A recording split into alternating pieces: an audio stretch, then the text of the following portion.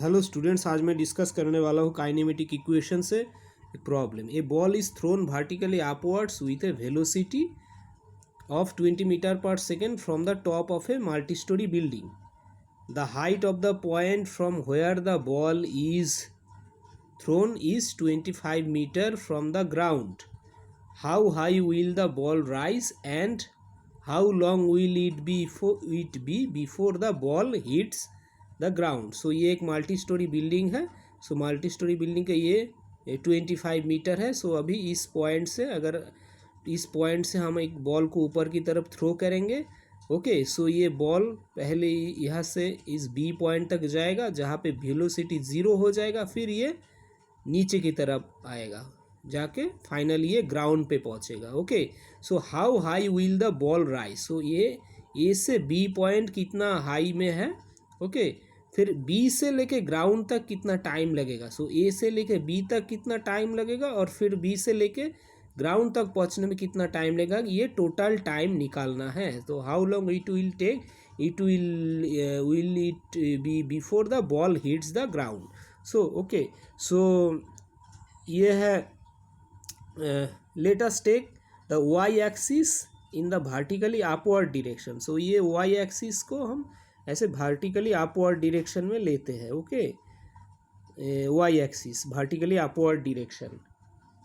So with zero at the ground, और उसका zero value है ग्राउंड। ओके, ये कंसीडर करते हैं। सो ये वाई है, यहाँ से लेके यहाँ तक वाई है।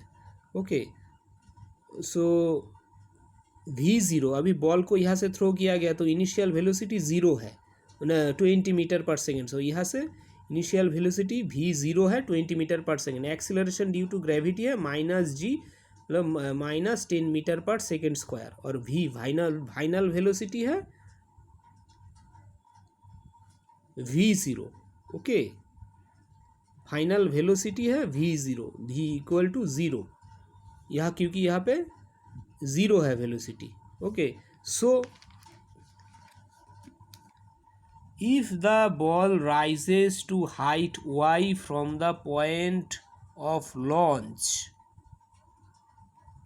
then v final velocity is equal to initial velocity, final velocity square is equal to initial velocity square plus 2 into a मतलब एक्सीलरेशन, और ये है y माइनस वाई ज़ीरो, ये है डिस्प्लेसमेंट। ओके, सो ये कैसे आया y माइनस वाई ज़ीरो, क्योंकि यहाँ से लेके यहाँ तक हमने, ये ज़ीरो है तो यहाँ से लेके यहाँ तक है y, और ये है y ज़ीरो। ओके, ये है y ज़ीरो।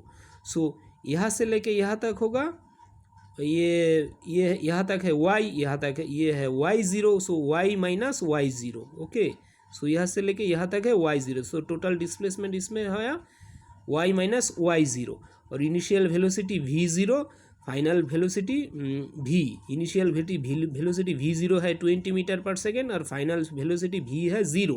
ओके, सो यहाँ इसको अगर हम इस इक्वेशन में पुट करेंगे, initial final velocity zero, initial velocity v zero, so 2 square 20 square plus 2, acceleration है -10। ओके, और ये है displacement y minus Y zero, ये डिस्प्लेसमेंट हुआ इस रेंज पे। ओके, सो यहाँ से लेके हम इस इक्वेशन से अगर हम y माइनस वाई ज़ीरो का वैल्यू निकालते हैं तो ये आएगा 20 मीटर। ओके, सो ये 20 मीटर तक हाइट और जाएगा। सो यहाँ से a से b पॉइंट है 20 मीटर, सॉरी, और यहाँ से लेके ये है 25। सो हम बोल सकते हैं ग्राउंड से लेके b है 45, यहाँ से ये 20 और यहाँ से ये 25, 25 प्लस 20 है 45। सो ग्राउंड से लेके बी है, बी का है ये 45। So if we split the path into two parts, the upward motion A to B and the downward motion B to C and, okay, so ये दो पार्ट में अगर हम डिवाइड करेंगे तो यहाँ से लेके ये अपवर्ड मोशन है, फिर डाउनवर्ड मोशन है बी टू सी या ground. Okay, so calculate the corresponding time, A to B जाएगा, फिर डाउनवर्ड मोशन है B to C, and calculate the corresponding time taken T1 and T2। Okay, so A to B होगा जब ए से B जाएगा ये T1 और B से ग्राउंड तक जाएगा T2। Okay, since the velocity at B is zero, जो यहाँ पे बी में यहाँ पे वेलोसिटी ज़ीरो है, वी हैव, सो यहाँ से हम लिख सकते हैं v is equal to v0 plus A T. So ये v है, बी पॉइंट में ज़ीरो है, equal to 20 minus 10 acceleration T1, ये ए से बी पॉइंट तक जाएगा। सो यहाँ से T1 मिलेगा 2 सेकेंड, सो यहाँ से लेके यहाँ तक जाने में लगेगा 2 seconds.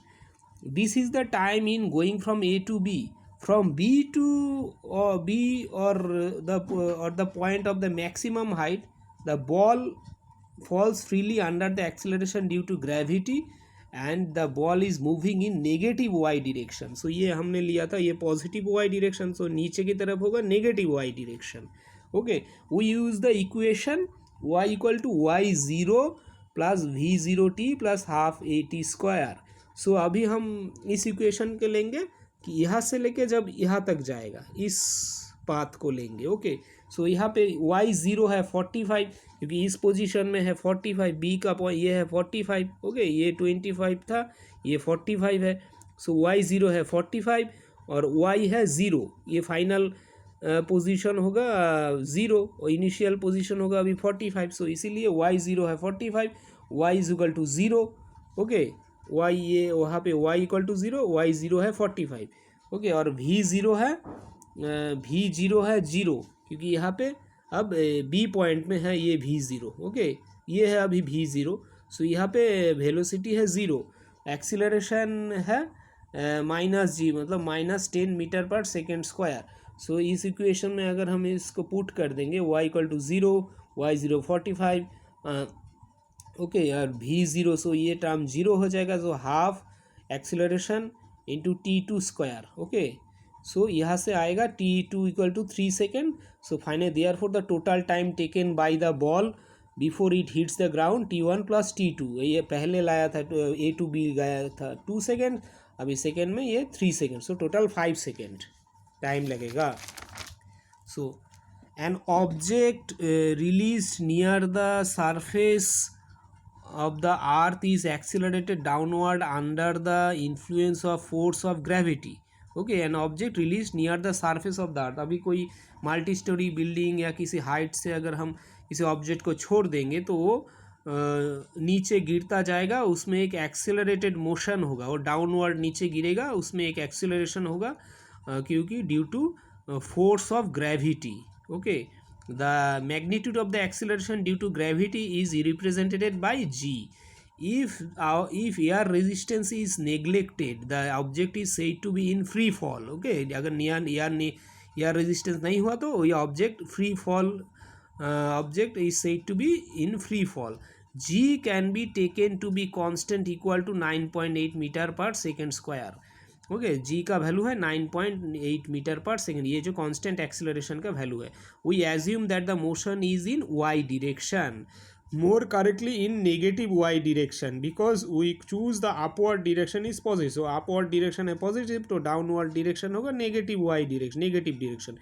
acceleration due to gravity is downward and the negative direction, so the acceleration due to gravity है downward में direction। okay, so upward direction है positive, so x a का वैल्यू होगा a equal to minus G, so ये होगा negative minus 9.8 metre पर second square. The object is released from rest at y equal to 0, therefore v0 is equal to 0। So object जो release किया गया तब y equal to 0 है, तो therefore v0 is equal to 0 and the equations of motions become v is equal to v0 minus gt। सो अगर ऊपर से हमने किसी मल्टी स्टोरी बिल्डिंग का टॉप से अगर कोई ऑब्जेक्ट को छोड़ दिया तो इनिशियल वेलोसिटी तो ज़ीरो ही है, सो ये जब ग्राउंड तक पहुंचेगा उसका फाइनल वेलोसिटी है ये। ओके, सो ये आएगा इसका acceleration due to gravity into t, so ये होगा माइनस 9.8 इंटू टी। ओके, ये है फाइनल वेलोसिटी, और इसमें कितना डिस्प्लेसमेंट होगा, वो अगर टोटल डिस्प्लेसमेंट y होगा तो ये होगा 0। Okay, 0 minus half g t square, क्योंकि इनिशियल ये 0 क्यों है, इनिशियल वेलोसिटी 0 है, यह है v0 इंटू टी, तो v0 तो 0 है, तो ये टर्म ज़ीरो हो गया, okay, we zero into T है minus half g t square. So ये जी का वैल्यू पुट किया तो माइनस 4.9 टी स्क्वायर, ये है डिस्प्लेसमेंट, ओके। और ये है final velocity V square, final velocity जो ये है वी, ये है वी स्क्वायर। तो V square equal to V zero square minus 2g Y, ये डिस्प्लेसमेंट, ओके, वाई। सो इसमें वी ज़ीरो है zero, so 2g Y, 2g का वैल्यू पुट किया तो ये आएगा माइनस 19.6 वाई मीटर स्क्वायर पर सेकेंड स्क्वायर।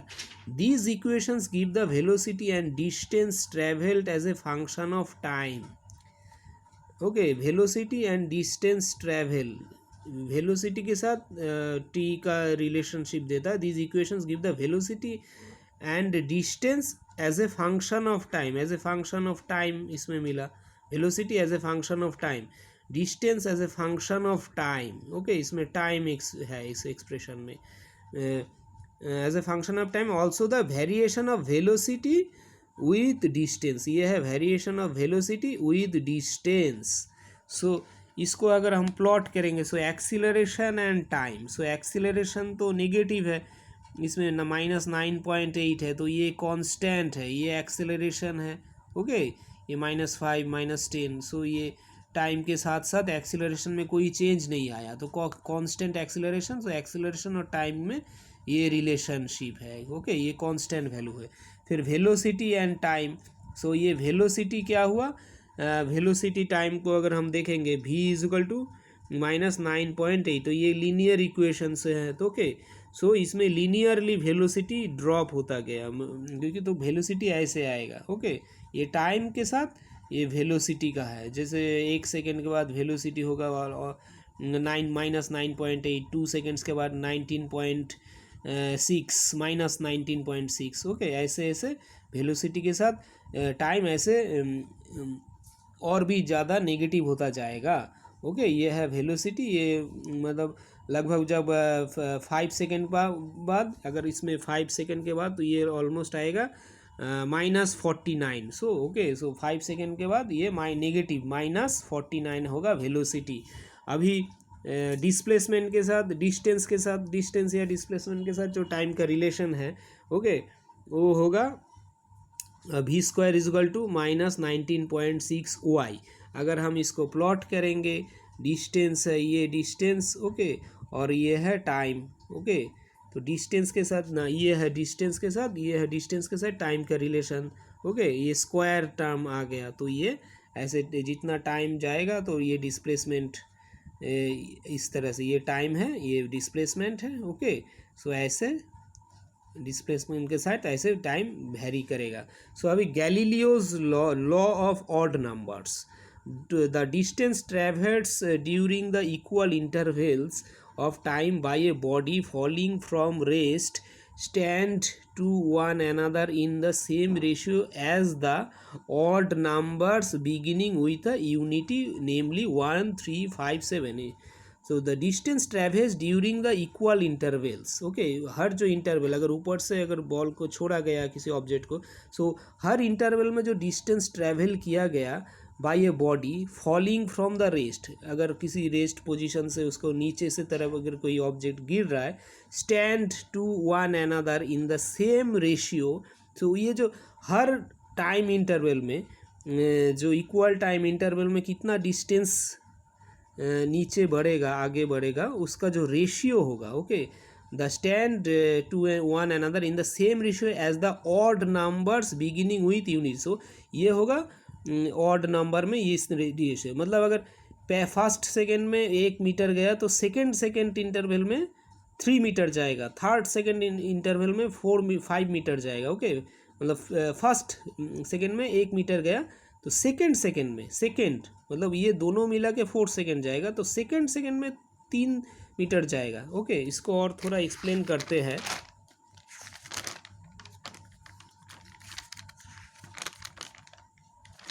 जैसे अगर ये y है तो इनिशियली टाइम जब 0 तो ये 0 होता है, तो y in terms of y 0 तो ये भी 0 होता है, ओके। सो इनिशियली ये है, तो फर्स्ट सेकेंड सपोज t है, पहले जो टाइम इंटरवल है वो टाउ, ओके, टाउ है, इसमें जाएगा tau equal to half into g tau square, जो डिस्टेंस ट्रेवल होगा। ओके, अगर फर्स्ट इंटरवल में, क्योंकि ये distance y equal to minus half g t square, so यहाँ पे टी के जगह टाउ आएगा और वो ये वाई का वैल्यू है डिस्टेंस, तो टाउ के साथ ये डिस्टेंस के साथ टाइम ये रिलेट होगा। तो first second first T interval में ये टाइम इंटरवल है फर्स्ट टाइम, ये कुछ भी टाइम इंटरवल हो सकता है, टाइम इंटरवल होगा तो ये आएगा minus half G tau square.